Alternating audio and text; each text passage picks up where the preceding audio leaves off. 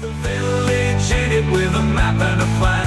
No place too tiny for this determined man. Crossing the counties one by one, he'll see in every English corner a bit of history.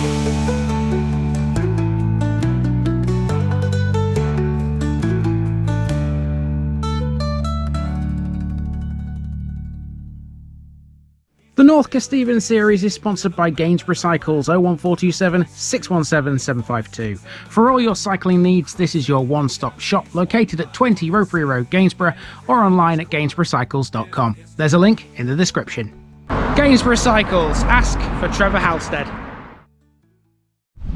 Welcome back to North Kesteven, everybody. I am fast running out of daylight today, so I'm going to have to be really quick in doing this one. Luckily, it's a very simple parish, this one. There's not really any walking route to it. It's a simple case of driving up the side of the River Witham, between a place called Chapel Hill and another place called Tattershall Bridge. This is the parish of Dogdyke.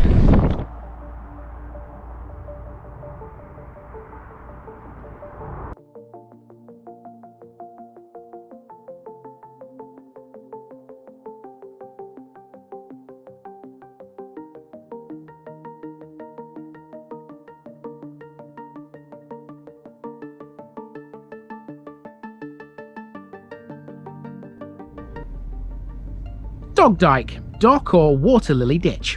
After making our way north all week, we're now at the Witham again, at the point where the Sleaford navigation reaches the river.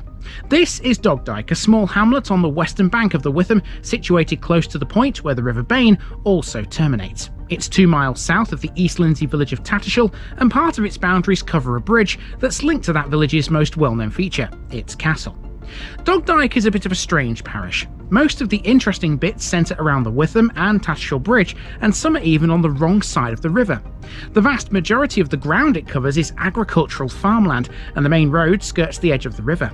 Most of the properties are on that road too. In essence then, this video will take us from Chapel Hill in the south to Tattershall Bridge in the north as we work our way up the riverbank. How about that name too, by the way? Dogdyke, it's a little odd. It was formerly Dogdyke in the 14th century and fell within the ancient wapentake of Lango. It's believed to mean dock or water lily ditch, but nobody's totally sure. Given the watery nature of the place though, either seem likely. Several landmarks give that watery theme some credence too. The largest and perhaps best known was a wind-powered drainage pump on the eastern bank of the Witham, built to regulate the area around the river in 1796. It was replaced in 1856 by the Dogdyke pumping station, which still stands today. Let's go and check it out. We start in the south of the parish at Chapel Hill. This is the hamlet where the Sleaford navigation joins the River Witham. We're stood here on Chapel Hill Bridge, which crosses North 40-foot Drain. It's a 90-year-old structure which has recently been the subject of an extensive repair campaign. Lasting 6 weeks, the bridge was closed to all motorised traffic, although pedestrians and cyclists could still use it. Aside from the bridge, Chapel Hill is otherwise a bit of an oddity. There is an old chapel here, but there used to be another one too. The trouble is, nobody has ever located it. It was dedicated to St Nicholas and was last mentioned in records in 1342. It's long since vanished, and its location has never been found. Chapel Hill otherwise contains a small village hall and a pub called the Crown.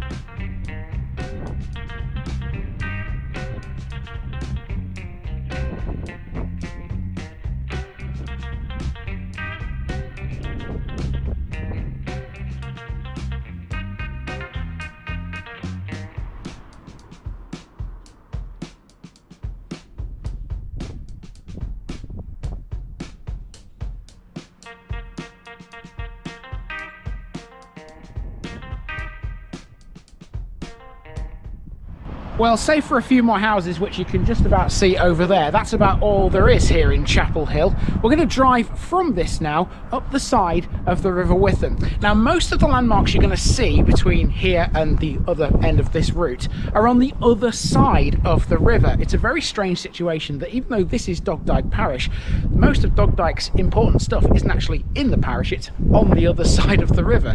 Weirdly, that's how it is. Let's get to it and see them. Now we're driving up the riverbank. Chapel Hill falls within the drainage area of the Witham 1st District Internal Drainage Board. Dogdyke is within the 3rd District. For several centuries, the land around here has been drained in order for it to be farmed. We learned that yesterday, of course, in Billinghay. Keeping the area dry at first was a wind-powered drainage pump. It was built in 1796 before eventually being replaced by the Dogdyke pumping station, driven by steam and later by diesel some 60 years later. Drainage of the Fens also meant that eventually railways could be built across this flat arable land. Now we're a little further north. If you gaze across the river, you can see some evidence of them, if you know what you're looking for.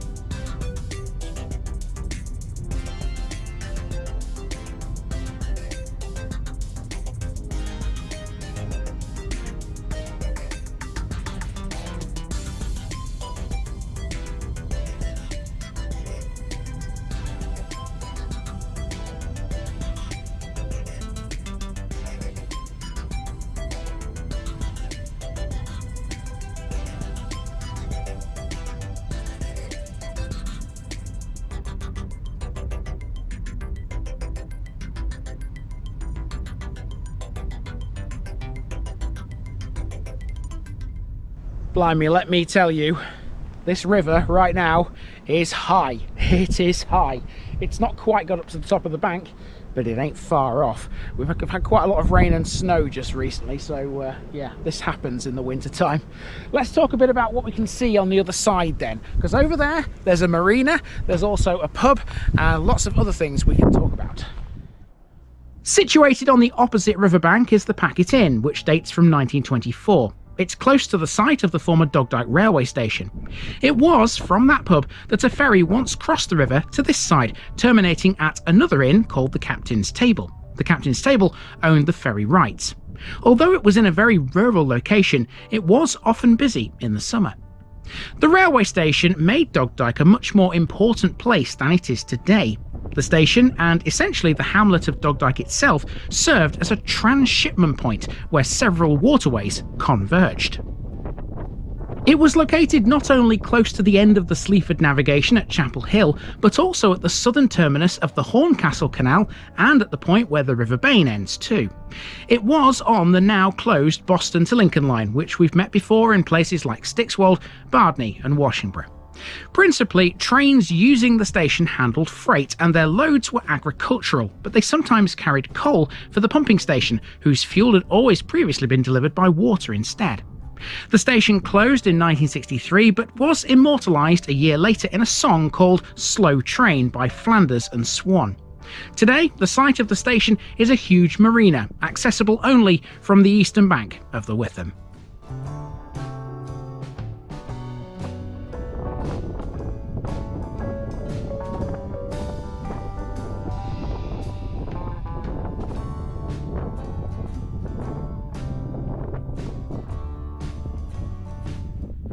So the reason we're talking about landmarks which aren't actually in Dogdyke Parish, they're over the parish boundary and the district boundary as well into East Lindsey, is because the majority of it looks like this.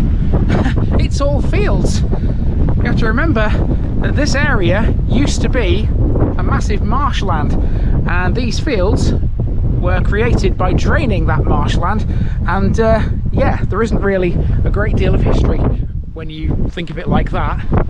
Massive swamp, wasn't it? That's why we're talking about stuff on the other side. Now, while we're talking about draining them, the next landmark is all to do with that.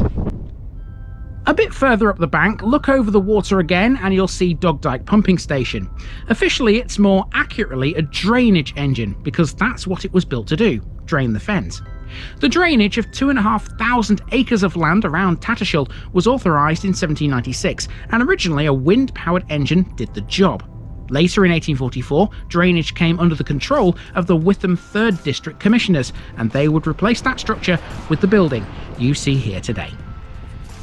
It was in 1856 when a rotative beam engine was built to replace the old windmill-style engines. I say engines plural because this did more than supersede just one of these. It was designed to do the work of several wind-powered machines, some of which possibly dated back to 1540.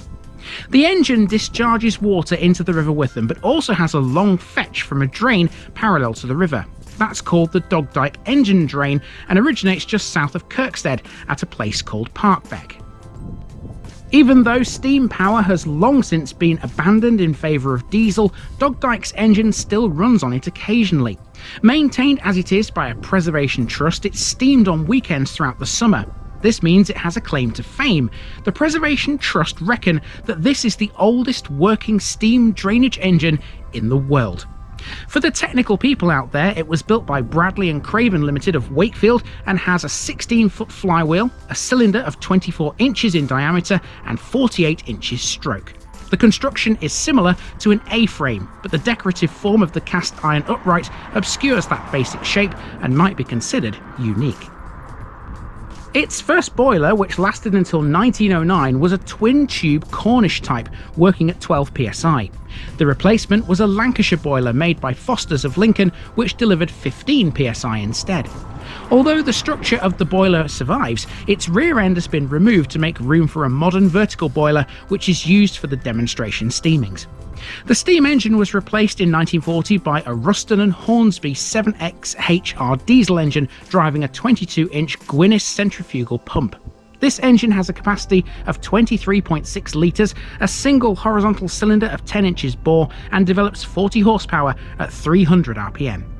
The pumping station originally had a 100-foot tall chimney too, which was struck by lightning in 1922 and reduced somewhat. It was felled in 1941 after the conversion to diesel operation.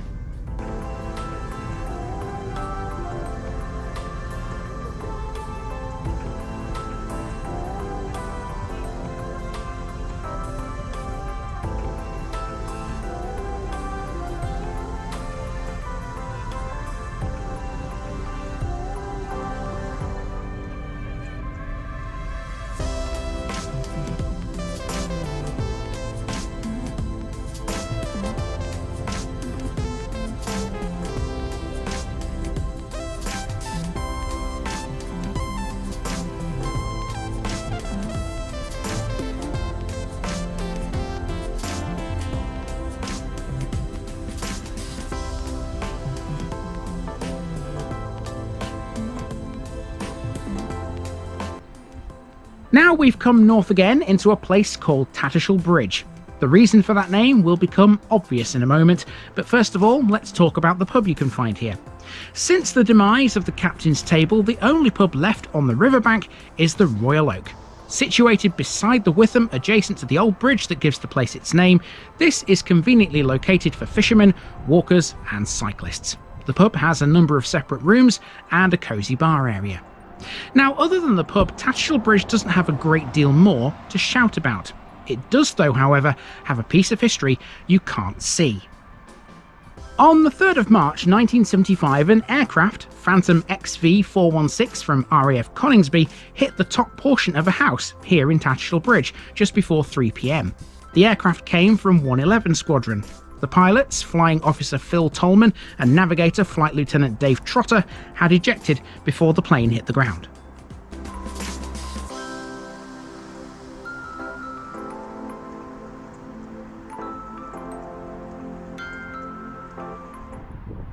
So that property on the corner that you've just seen isn't a house, it's a gallery, the Swan Gallery, and some nice bits of artwork in that window over there. I wonder if any of those bits of artwork depict the last thing we're seeing here in the parish of Dogdyke, and that would be Tattershall Bridge itself. Lastly, here we have the bridges for which Tattershall is named. That's right, there's more than one. In fact, there have been at least 4 Tattershall bridges over the Witham at this point. The first was built in 1440 to allow access to the inner bailey of Tattershall Castle. Both that bridge and a former gatehouse are thought to date back to the rebuilding of the castle as a fortified house. This is the 3rd bridge, built by John Rennie in 1815 to replace a second one from 1795, which collapsed into the river after a dredging accident. Stone copings and iron railings were provided in 1920 but removed in 1977. Finally, the fourth bridge was completed in 1992, and that's the one which currently carries the main road through Tattershall Bridge over the river. The location of the bridge and the attractiveness of the surrounding countryside means Tattershall Bridge is a popular spot for outdoor activities. The one everyone seems to gravitate towards in this area is Tattershall Lakes Country Park, but that's over the river into East Lindsey. The park offers a range of activities including water sports, fishing and cycling, but on this side of the river there are some lesser known establishments too. There's also a number of picnic areas and playgrounds, making Tattershall Bridge a great place for a family day out.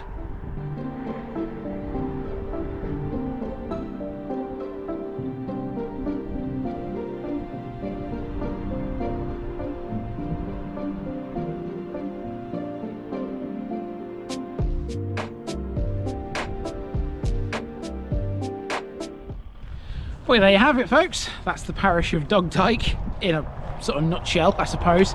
Not really totally all Dogdyke, I must admit, because some of it is over the river. But yeah, that's another one down in North Kesteven, and it's time for me to move on. I better get a move on because now the sun is definitely starting to fade. Don't really want to be driving at night, do I?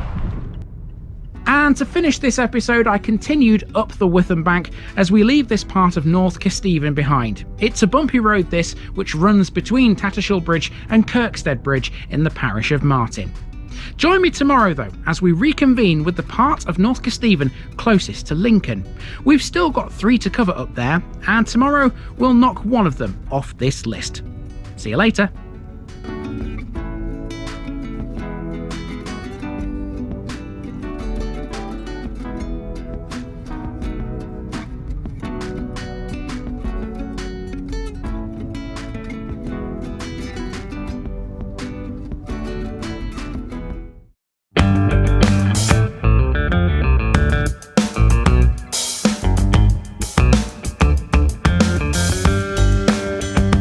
Now, just before I go, remember, this video is part of a huge project to visit every civil parish in England. That's more than 10,000. These routes are pre-planned, and due to time constraints, I can't cover every detail or walk down every street. Please don't complain if this video missed something out. I pronounce names how I choose to. I am very aware that local dialect may vary, and I don't take kindly to criticism about this. You've been warned. It's impossible to know everything too. If this video was terrible, make your own. If you're a regular watcher of The Village Idiot, you're not the only one. If you've got a small business, why not use my videos to advertise it? Leave a comment below if you're interested. And finally, thanks for watching this episode, everybody. Give us a like and a subscribe if you've enjoyed this episode, and share it with your friends and relatives. It all helps to keep this mission going. Until next time, I've been Andy, also known as The Village Idiot, and I'm out.